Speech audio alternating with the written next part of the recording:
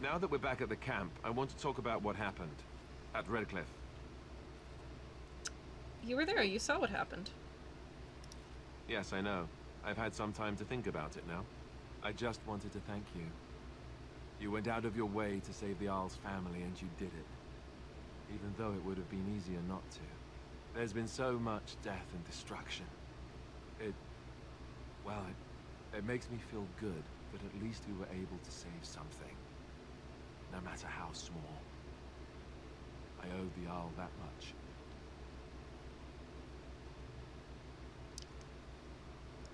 If we can stop the blight, we'll save much more. You're right. Hopefully, by that time, there's still enough of Ferelden left to save. Good. Now that the warm, fuzzy part of the day is over with, we can get back to the ritual dismemberments. Oh, wait, it's not Tuesday, is it? It's actually Saturday. Ah, Alistair Bruce +7. Hell yes. Alright, so first things first.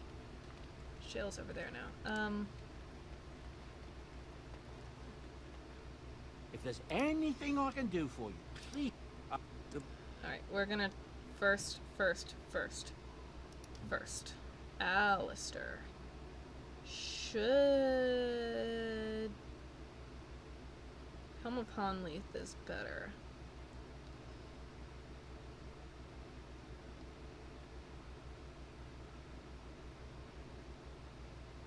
Oh man.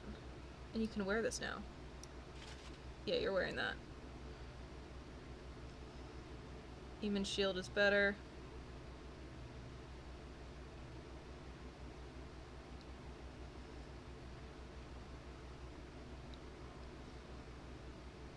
I know who gets those. I know that. When...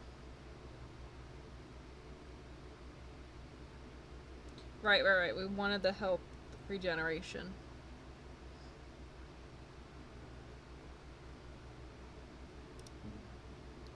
Zevran, my boy.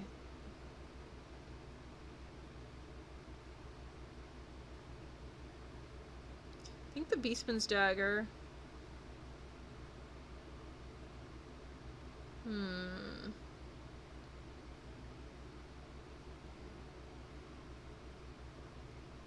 I want to keep you in light armor.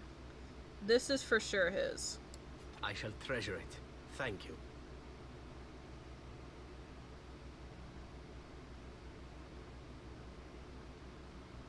Alright, Zev, I don't really have anything else for you. Commander, I don't believe I have anything for Commander. I don't have anything for Commander. Liliana?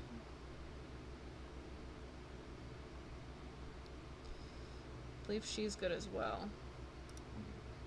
Morrigan, I did want to put this on you. Nice. Sten. You can wear that.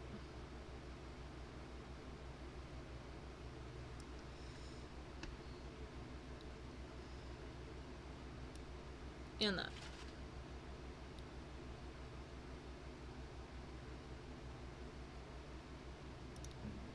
Shale gets the remarkable greenstone. Ooh, shiny.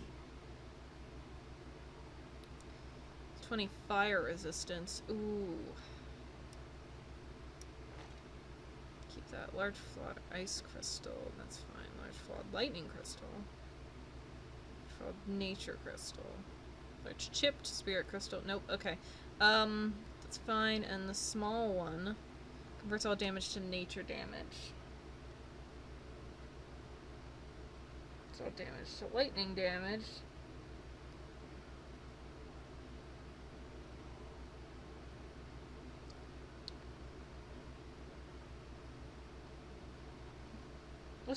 Let's do ice. I don't have much that does ice. And then we're back to me. Alright, great. Alright, so let's start with the man himself, Zevran. Here, have a chastity belt.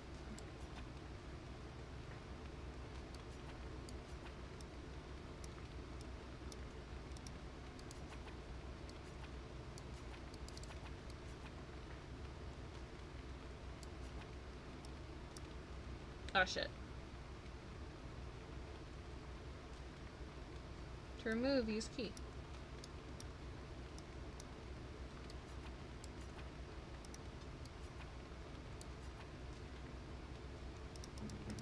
Do I have to do it? I might have to do it. Use. Alright.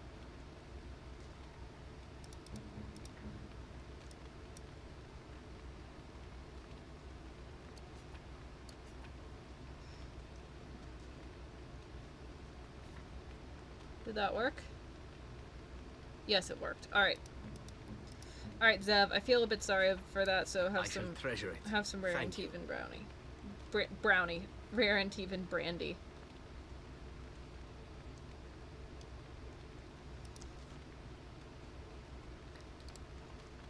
Here I am. Could I answer some questions? Oh, this should be good. Go ahead. What does it take to become an assassin? Well, the Crows would have you believe that it is an involved process that takes years of training. The sort that tests both your resolve and your endurance. Survive that process and maybe, just maybe, you're good enough to start being considered one of them. But quite frankly, the truth is that all it requires is a desire to kill people for a living. It's surprising how well one can do in such a field. You did quite well, no doubt. Within the Crows, I did. But it has been something the Crows have devoted a great deal of time to perfecting. An assassin simply specializes in striking from stealth, and in maximizing that first attack to be as lethal as possible. Debilitate your foe, either by poison or by crippling their limbs, makes any follow-up combat you need to engage in that much simpler. That sounds like it could be useful. See? Getting paid for the act is beside the point. An assassin is more a tactical choice than a lifestyle. Of course, the Crows like to pretend that their abilities are trade secrets, shrouded in shadows and wrapped in a blanket of mystery. So let's just keep this between you and me, shall we? Hmm?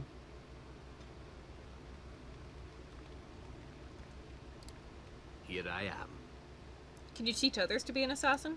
Oh, I certainly could, but I won't. I swore to the Crows that the things they taught me were to remain a secret.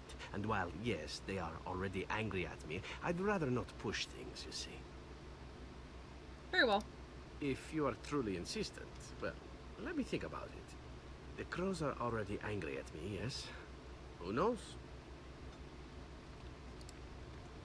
Here I am. Oh, this should be good. Go ahead. Why did you want to leave the Crows exactly? Well now, I imagine that's a very fair question. Being an assassin after all is a living, at least as far as such things go. I was simply never given the opportunity to choose another way. So if that choice presents itself, why should I not seize upon it? But what would you rather do? Now that you mention it, I am not entirely certain. I was but a boy of 7 when I was purchased. For 3 sovereigns, I'm told. Which is a good price, considering I was all ribs and bone and didn't know the pommel of a dagger from the pointy end. The Crows buy all their assassins that way. Buy them young, raise them to know nothing else but murder. And if you do poorly in your training, you die. It sounds awful. Oh, I don't know about that. The Crows who are actually good enough to survive come to enjoy some of the benefits. In Antiva, being a Crow gets you respect. It gets you wealth. Gets you women. And men. Or whatever it is you might fancy. But that does not mean doing what is expected of you always. And it means being expendable. It's a cage, if a gilded cage. Pretty, but confining. I think I understand. As for what I'll do in the future, presuming that there is one, I truly can't imagine. It might be interesting to go into business for myself, for a change. Far away from Antiva, of course. For now, naturally, I go where you go. Happy to have you along. And here I am, happy to be had. Isn't it wonderful how things work out that way? Come now, enough chit-chat. Talking about the Crows summons them, you know. Any Antivan fishwife could tell you so. But I already have a crow here. A crow has been summoned already. I've a question, if I may. Oh. Go ahead. Well, here's the thing. I swore an oath to serve you, Yes, and I understand the quest you're on, and this is all very fine and well. My question pertains to what you intend to do with me once this business is over with, as a point of curiosity. This is a dangerous branch, because there's a lot of points to activate the romance in this one, and I don't want to. You could go if you wanted. Could I? And what if I didn't wish to leave? I could always use a friend. Indeed. I might even be glad to call myself such, come to think of it. It is good to know what my options might be, but that is for another time. For now, we have much to do, yes? Sweet. What say you? By all means. Alright, tell me a little about, no, do you actually enjoy being an assassin? And why not? There are many things to enjoy about being a crow in Antiva. You are respected, you are feared, the authorities go out of their way to overlook your trespasses, even the rewards are nothing to turn your nose up at. As for the killing part, well, some people simply need assassinating. Or do you disagree? No, you're probably right. I often find myself the instrument of fate, ending these lives for one necessity or another. I console myself with the notion that most of them had it coming. As far as enjoying the act of killing itself, why not? There is a certain artistry to the deed, the pleasure of sinking your blade into their flesh and knowing that their life is in your hands. I know what you mean. There are many things I did not enjoy about being a crow, of course. Having no choice, being treated as an expendable commodity, the rules, oh, so many rules. But simply being an assassin, I like it just fine. I will continue to do it if I can, even if I am not a crow. Honestly, could you picture me doing something else? Why not? You can do whatever you like. Whereas I am content merely doing what I happen to be good at. It's a talent that not many come by, honestly. I don't see why I need not pursue it. Of course, all these thoughts are moot. Chances are still good that you and I will perish, eaten by darkspawn or slain by the crows at some point. Very gruesomely, I imagine. But it is pleasant enough to chat about. Come, let's move on while our boots still have some wear in them. Awesome. What say you? By all means. Tell me a little about Antiva. Oh, you wish to know about Antiva, do you? The only way to truly appreciate it would be to go there. It is a warm place, not cold and harsh like this Ferelden. In Antiva it rains often, but the flowers are always in bloom. Or so the saying goes. You don't like Ferelden? It is fine enough with its dogs and its mud. The people are spirited, even if they can't tell the difference between an assassin and a mere killer. I hail from the glorious Antiva city, home to the royal palace. It is a glittering gem amidst the sand, my Antiva city. Do you come from someplace comparable? Of course, my mother was better than any gem. You have me there, indeed. I, for one, can make no such claim, as I never laid eyes on the woman. You know what is most odd?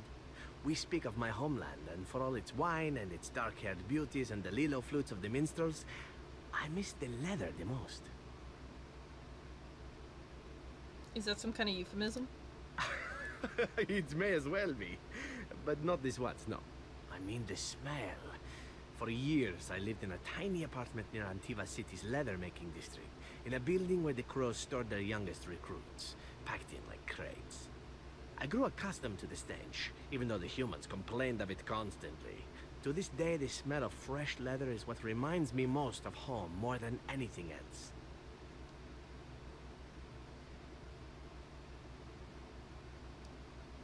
You sound like you've been away from home forever. Oh, not so long, I know. It is my first time away from Antiva, however, and the thought of never returning makes me think of it constantly. Before I left, I was tempted to spend what little coin I possessed on leather boots I spotted in the store window. Finest Antivan leather. Perfect craftsmanship. Ah, but I was a fool to leave them. I thought, Zevran, you can buy them when you return as a reward for a job well done. More the fool I, no? Your home is still there, Zevran. True, and it's a comforting thought. One simply never knows what is to come next. How could I have suspected I would end up defeated by a beautiful Grey Warden, a woman who then spares my life? I could not. Everyone makes mistakes. Even Grey Wardens who spare the lives of assassins? Understood. Now, if it is all the same to you, I would prefer not to speak more of Antiva. It makes me wistful and hungry for a proper meal.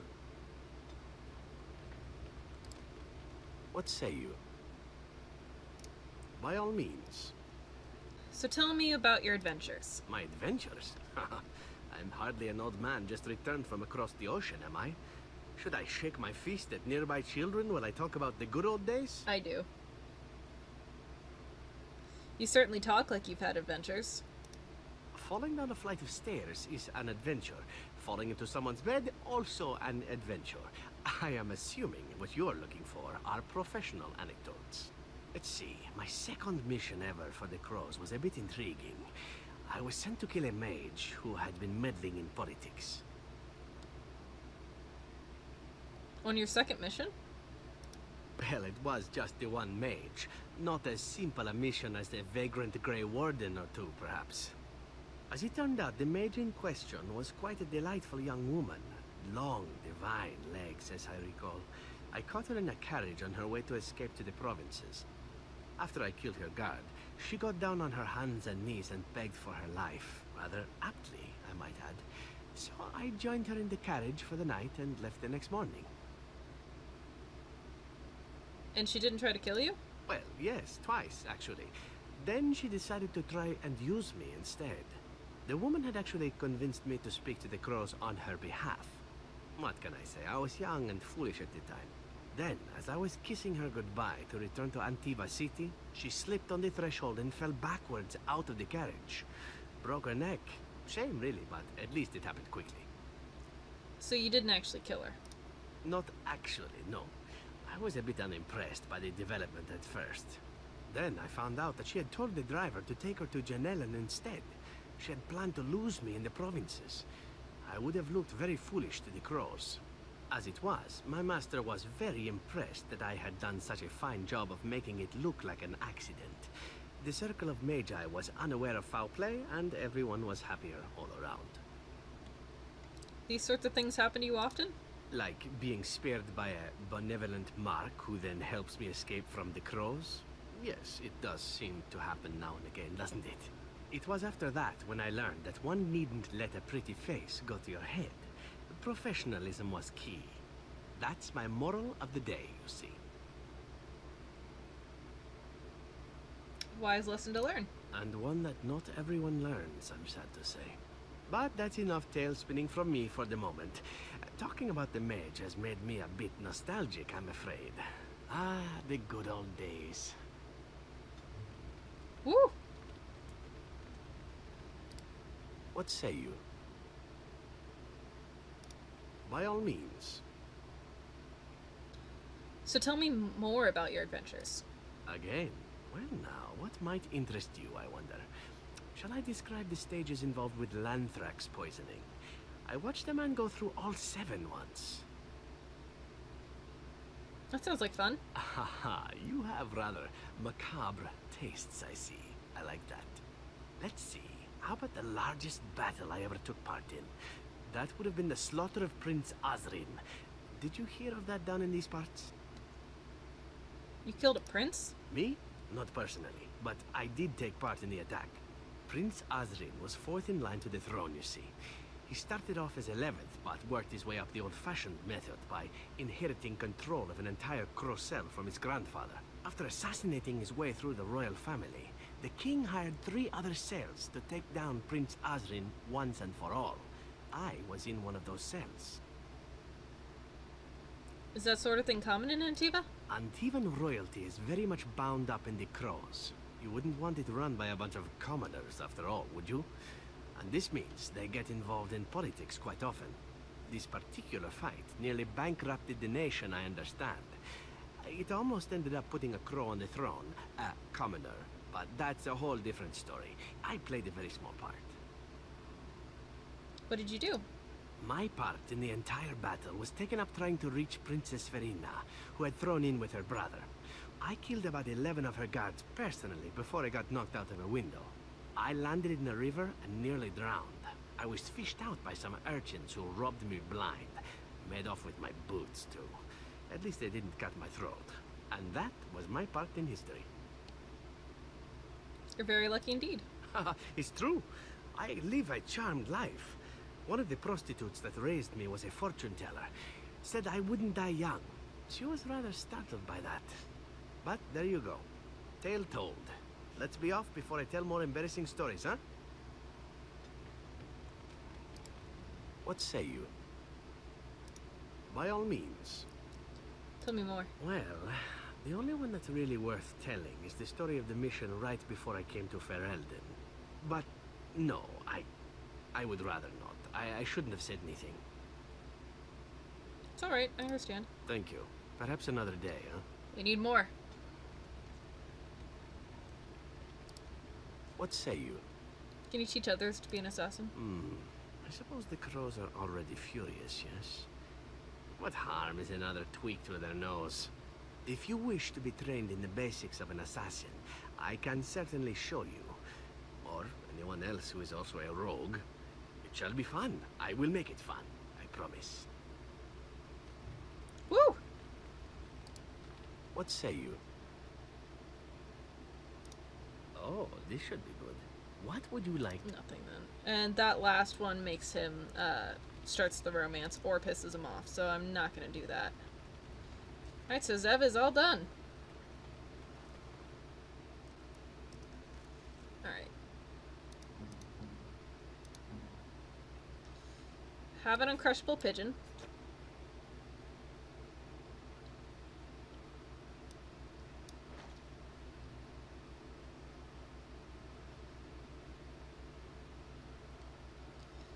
And have a pet rock. Ooh, shiny. Herbert! Yes, perfect. His name's Herbert. Shale can demonstrate the joys of owning a pet rock. Awesome, let's quickly, If there's anything I can do. quickly throw those out, because I don't want them in my, inventory. Herbert can go away.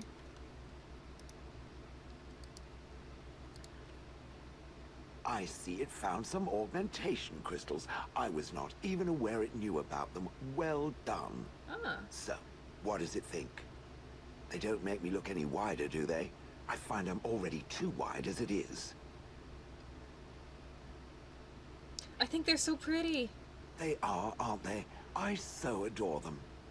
I think it should find some more as soon as possible. I want to glitter from ear to ear, so to speak. Sweet. Oh. What's with the heavy sighs? Oh, that. Merely reflecting on the hopeless nature of the task in front of it. The most likely outcome is that it and its companions will become a stain on some rock for the Darkspawn to tread upon. I shall be moved to a single tear by the tragedy. I don't think our chances are so bad. Oh, how adorable. Such hope is sweet to see, if a bit alarming. What's that? Did it hear flapping wings? There may be pigeons nearby. We should be alert.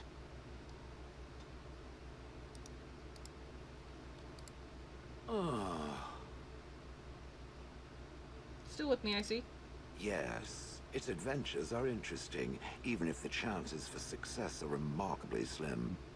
It would be better to throw oneself off a cliff, I suspect. Does it wish me to leave? I can, though I see no reason to go. No, stay. You're quite helpful. No doubt. Without me, it would have to carry its inventory on its own. Perhaps we should continue. Its chances of success are small enough without further dawdling. Oh. I would have expected golems to be different. Different? Different than what? Different than a statue? Different than a log? Should I talk in a monotone? Yes, Master, I exist to serve the Master. Own good, if we are truly friends. Perhaps it expected me to have a booming voice. Recite limericks. I can recite limericks, if it likes. Are they dirty limericks? Mostly they involve slaughtering pigeons in creative and invasive manners. I have never met another golem. I have no idea what one might be like, or why I wouldn't be like them. Why? Has it met other golems? Did they not sound as I do? Being different isn't so bad. Did I say it was bad? Huh. It thinks I hang on its every word, waiting for approval. I don't know what other golems might be like, but I am already superior by virtue of my free will. This is a good thing. I agree, being a golem would be handy. Imagine the benefits. No need to eat or sleep or perform other functions. Walk underwater, crush the heads of every opponent. The possibilities are limitless. Barring the occasional 30 years or so of paralysis, there's little to compare. Now stop talking so much. The wagging of its moist little tongue is distracting. I've watched a lot of humans in my time. It should be aware that I've decided that it is not much like any of them. That's super. Thanks, Shale. Surely it must come from some superior lineage, yes? Some breed of flesh creature that has decided to elevate its genetic stock above its natural shortcomings? My father was a Terran of High Ever. Oh, then that must be it. I knew there had to be some reason, it being a human and all. I would appreciate if it didn't spread around that I said anything. Humans might start to get the wrong idea. They might start thinking their race is not completely hopeless. And we wouldn't want that. Indeed. Can it imagine the horror? Oh. Now, let us crush something into a fine paste before it starts to think I've gone all soft. Perish the thought.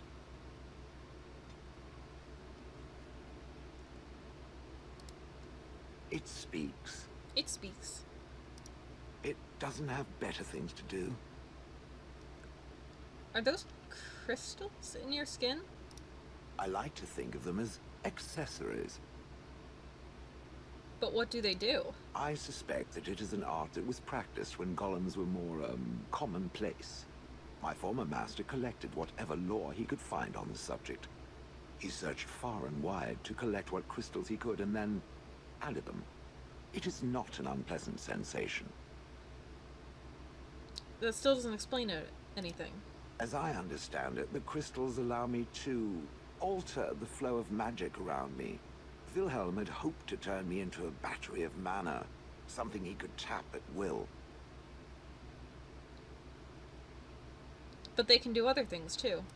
Some of the crystals increase the presence of mana, some absorb or reflect spells. There are various kinds.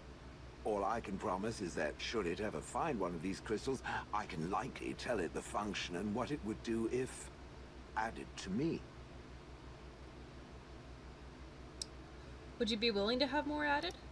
Why not? I don't get to wear clothing and other adornments like the rest of you creatures after all. That answers its question, I assume. Unless it has more. I'm told you killed your former master. Oh, how interesting. Certainly I remember having a master. My memories of what happened to him are vague.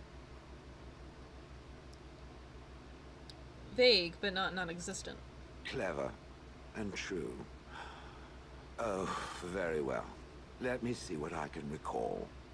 My former master enjoyed experimenting upon me. I remember that much. There was tinkering with spells, and then the crystals. He was very eager to alter my function, I think. Alter you? Why? You're fine as you are. Flattery, and obvious flattery too. I feel warm and fuzzy inside. He possessed my control rod, and back then, it would have prevented me from doing anything he did not command me to, no matter how I might have wished to. So what happened? I am unsure. He was experimenting, and then nothing. So he hit the kill me button by accident? Oh, ho, ho. It does like to laugh, does it? But who knows? I may have such a thing. And then he was gone. I was standing where I was, in the village, and I could no longer move. The villagers came, poked and prodded me in fear, and then realized they could neither move me nor destroy me, so they simply left me.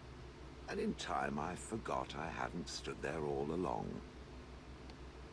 Must have been terrible. I'm sorry. In fact, at first I found it more of a relief. For so many years I'd had to leap to that little toadstool's every command. Get this, pick up that, put it down, pick it up again. The gall! At first I'd hoped he'd simply decided to leave me there paralyzed, an acceptable trade-off.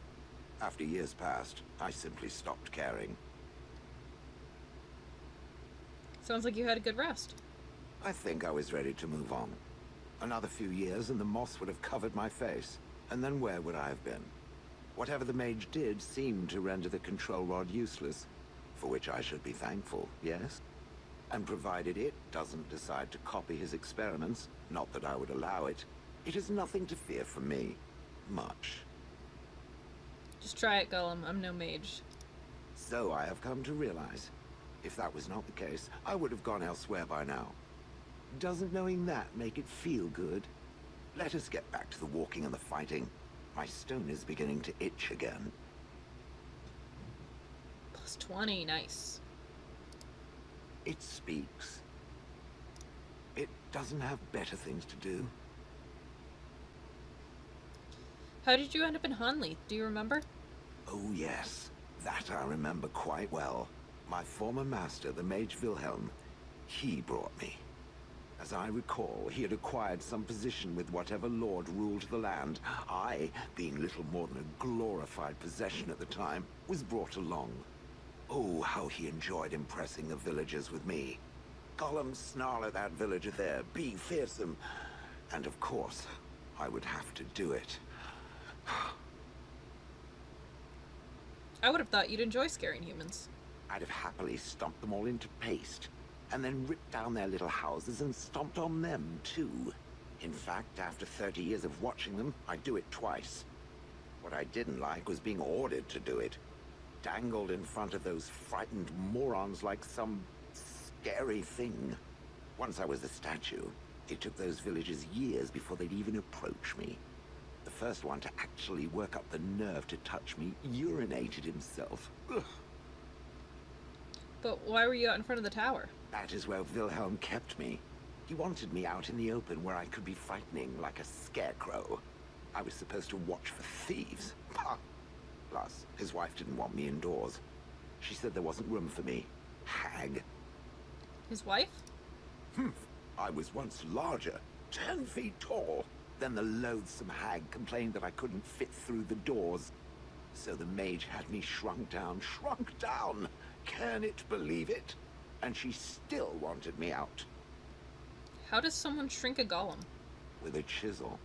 And a lot of nerve. Oof. You didn't like this, Wilhelm, I take it? He did love using that control rod.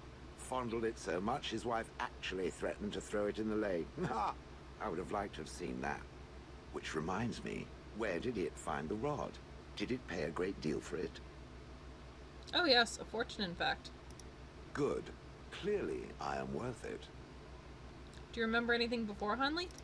I traveled with the mage. He did a lot of traveling, I remember that. But where we went, it is rather fuzzy. I remember great battles, fighting many humans long ago. They were all very soft and squishy. And before that, No. There are only images. I was somewhere dark. Just how old are you exactly? I have no idea. Wilhelm used to brag that the dwarves stopped making golems centuries ago. I do not age as you soft creatures do. Sadly, my memory is no better. Plus, I get bored and stop paying attention. Interesting. Done asking about that. Good. I was just about done talking about it. It does like to have a good chat now and again, doesn't it? It speaks. It doesn't have better things to do. How did Wilhelm come to acquire you? That part I know, as Wilhelm often bragged about it to whomever was willing to listen to him. He claimed to have found me in the deep roads. I was in the ruins of a Tig, he said, deactivated, with my control rod not far away. You don't know why you were there? I think I remember a battle. It was long before, and then there was darkness. In short, no, I do not remember why I was there. It makes no difference. What was Wilhelm doing in the deep roads? It was a hobby of his, scavenging. One of the reasons he traveled so much is that he was looking for entrances into the deep roads, old places the dwarves had long forgotten. And then he would sneak down and search for magical treasure, before anyone was the wiser. Wouldn't that have been dangerous? Indeed. He had spells that allowed him to remain hidden and move quickly, but he had no defense against the Blight, and worried constantly that he would get sick. If any Darkspawn showed themselves, he fled. More often, he would have to fight other scavengers, dwarves who had become tainted. In the end, it killed him. I mean, he found me there, right? So if he hadn't found you... I wouldn't have had to put up with the twit, and I would be none the wiser. I don't think I was aware while I was there. Not like in the village. Or perhaps I was. Perhaps that was the dark place, and I simply couldn't see anything. How long could even I sit in the darkness and stare out at nothing, never sleeping? Oh, I do not wish to think of that. Do you know where in the deep roads this was? No. That secretive bastard refused to tell me. I would ask and ask, but no. He used to say that one day, if I were compliant and didn't talk back at his wife, he would take me there and I could look around myself. Rotten, lying bastard. If I had his head in my hands now, I would squeeze it like a giant lemon. Squish. Let's move on. On then. It speaks. It doesn't have better things to do. You watched that village day and night for years? I do not sleep, so yes, and I thank it for reminding me. Try to imagine, if it will, what it would be like to be surrounded by nothing but boring peasants, all oblivious to it. Yeah, that would be rather horrid. And then there were the birds. A whole village full of pigeons and ravens and sparrows all perching on me day in and day out. Sounds a little messy. Those foolish villagers would spread birdseed near me, drawing the birds, because they thought having birds perch on me was quaint. Quaint! If there hadn't been the occasional kind soul to scour me clean, I don't care to discuss this anymore. Alright, I believe that's everything from Shale. Maybe. One more time. It speaks. It doesn't have better things to do. There is one more. You don't seem to like humans much. That is true. I do not. I'm not interested in getting into a discussion on the subject, however. Ask another time. If it is done asking overly obvious questions, let us find some humans to throw off a cliff, or something. Okay, cool.